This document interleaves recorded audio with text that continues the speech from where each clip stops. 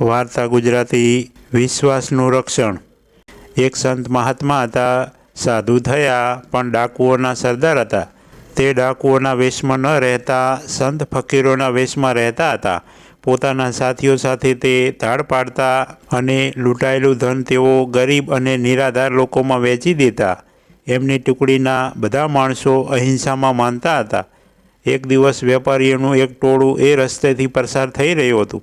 મોકો જોઈ ડાકુએ લૂંટફાટ શરૂ કરી દીધી।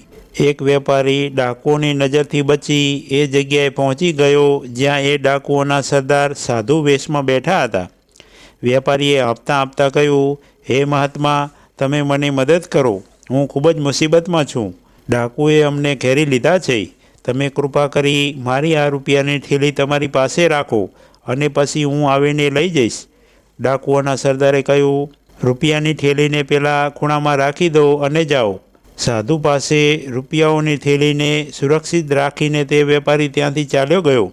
થોડા સમય પછી ડાકુ વેપારીઓને લૂંટીને ચાલ્યા ગયા તો પેલો વેપારી સાધુ પાસે પોતાના રૂપિયાની થેલી લેવા આવી પહોંચ્યો। વેપારીએ ત્યાં આવીને જોયું તો ડાકુઓ લૂંટનું ધન પોતાના સરદારને બતાવી રહ્યા હતા। એનું હૃદય કંપી ઉઠ્યું। તે થરથર ધ્રુજતો ત્યાંથી પાછો જવા લાગ્યો। ડાકુઓના સરદારે વેપારીને પાછો ચાલ્યો જતો જોઈને કહ્યું, પાછા કેમ જાઓ છો? પેલા વેપારીએ ધ્રુજતા કહ્યું, હું મારા રૂપિયાની થેલી લેવા આવ્યો હતો, પરંતુ હવે હું જાઉં।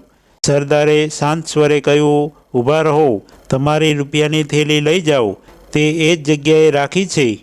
વેપારીને વિશ્વાસ ન બેઠો।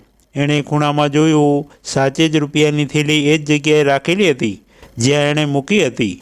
એણે પોતાની થેલી લઈ લીધી અને ખુશ થતો ત્યાંથી ચાલી નીકળ્યો। આ શું કર્યું તમે? હાથમાં આવેલો માલ પાછો આપો, એ બરાબર નથી। એક ડાકુએ હાથ ઘસતા સરદારને પૂછ્યું, તું બરાબર કહે છે, બધા સાથીઓ મને ટોકતા હશે, પણ પેલો વેપારી મને ઈશ્વરનો સાચો ભક્ત અને સંત સમજીને રૂપિયાની થેલી મારી પાસે મૂકી ગયો હતો। એના એ વિશ્વાસ અને શ્રદ્ધાને હું કેવી રીતે ઠગી શકું? એ વેપારીના વિશ્વાસનું રક્ષણ કરવું એ મારી ફરજ છે। ડાકુઓના સરદારે ખૂબ શાંત સ્વરે કહ્યું। ટુકડીના બધા સભ્યો પોતાના સરદારની વાત સાંભળીને મનમાં ને મનમાં એમના વખાણ કરવા લાગ્યા। આવી દરરોજ નવી વાર્તા સાંભળવા માટે સબસ્ક્રાઈબ કરો મારી ચેનલને।